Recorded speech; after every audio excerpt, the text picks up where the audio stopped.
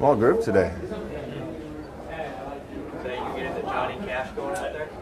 Yeah, we mix it up. I can only take so much of the new rap stuff without getting some Johnny Cash or country music in there, so we make them mix it up.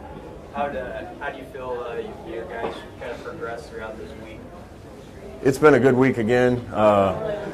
This time of year, you know, we got some guys a little banged up. We got some guys that are run down a little bit, so that's typical this time of year. Guys got to be able to step up. There's 8 days left in this season, and even if guys are a little low, their gas tanks are a little low, they got to find what they can and finish it. But it's been a great week, and we need some warriors on Saturday.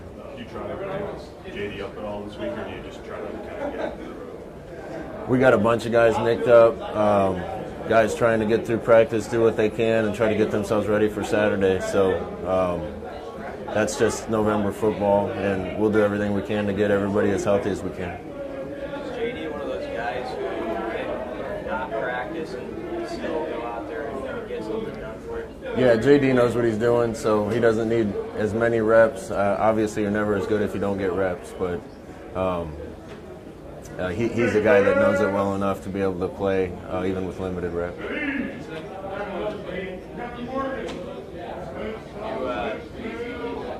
Your first game was against Michigan State on the play. Do you remember that? Yeah, I do remember that. A little different Michigan State team, but yeah, I forgot that was my first start. We handled them pretty good. Then I coached against them twice at Oregon with this coaching staff. Got a lot of respect for them. They know what they're doing. Their teams play hard, so I'm as familiar with them as I am about any team in this league. As you watch them more, what makes them as good against the run? They're aggressive first and foremost. They get their guys playing really hard.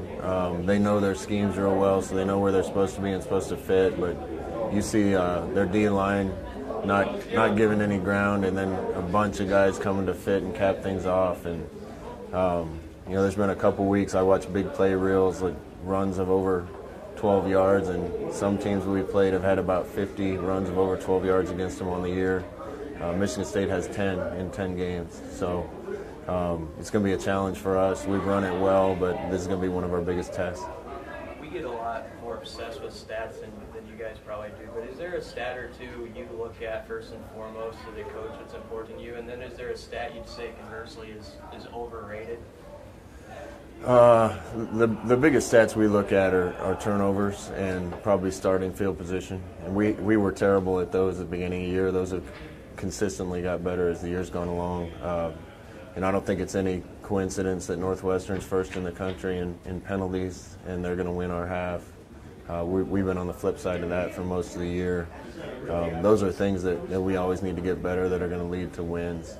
Some of the other stats where we rank on things, we'll look at those after the year's over.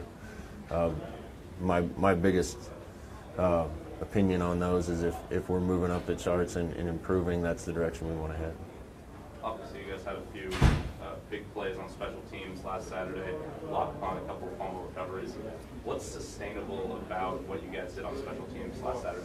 Well, you're not going to block a punt every week, but I loved our effort covering kicks.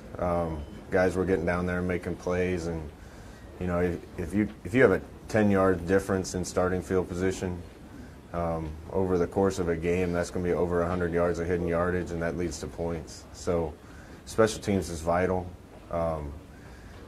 Depth helps special teams because some of the guys that aren't playing 80 snaps offense or defense should be the guys that are your key guys on special teams, and that'll continue to improve here. But seen a lot of progress over the last few weeks.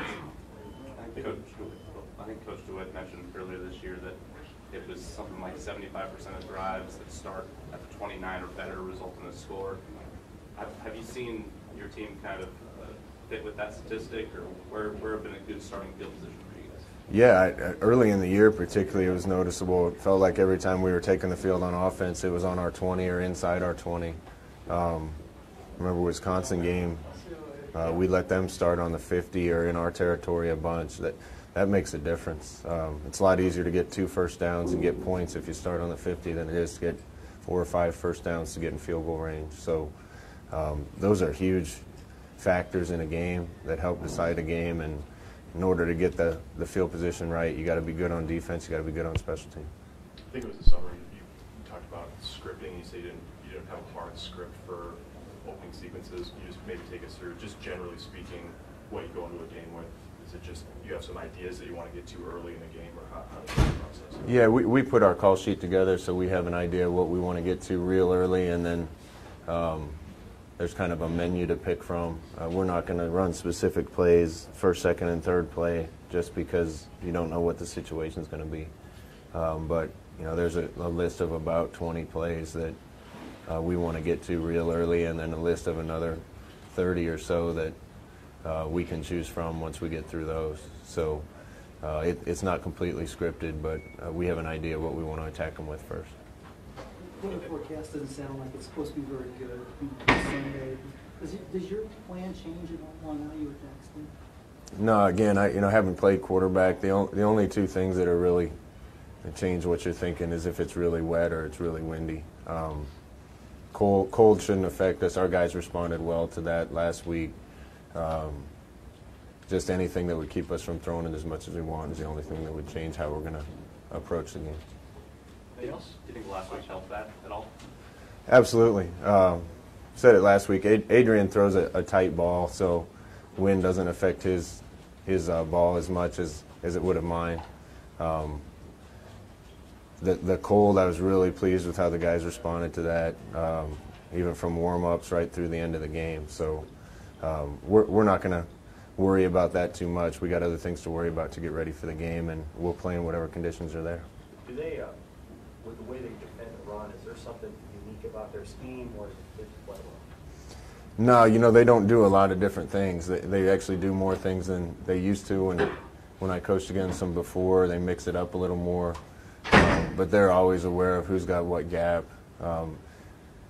So they do a great job coaching it. The biggest thing is they got big physical guys in their front seven, and the back end does a good job of tackling, so nothing leads to big plays. I'm really impressed with their personnel on defense and how they fly around and hold gaps and get to the football.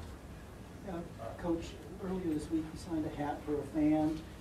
Does it ever surprise you how much Husker football means to you? Yeah, I'm reminded every day how much it means to people here and to the state of Nebraska. I hope we can make them proud. I hope we are making them proud. That was creative how they did that when they left it behind in the stadium, and something like that I'm always going to do what I can to try to help, and got to meet some really good people from Nebraska through that, and I think they're just an example of how much of a passion there is for Nebraska football in this state. You reflected significant, what's it going to, when you're standing there in the tunnel and you're sending those guys off, do you know how that's going to feel for you yet? Yeah, these guys are going to mean a lot to me as long as I'm coaching here. This first group, because this is going to be the group that had to go through the growing pains of changing everything. And without really good leaders and really good seniors, that wouldn't have happened. I've said it a bunch, but this team could have gone 100 different directions when we were struggling early on and getting bad breaks and losing games. It couldn't have started any worse. And this team held together and got better through that. Now we're dangerous. We're a team that could beat just about anybody in this league. We got to play well to have a chance, but we're a dangerous team, and the culture's better. Everybody's having more fun. It's starting to get right, and without this group of guys that are leaving the program, that never could have happened. Thanks, guys. Yep.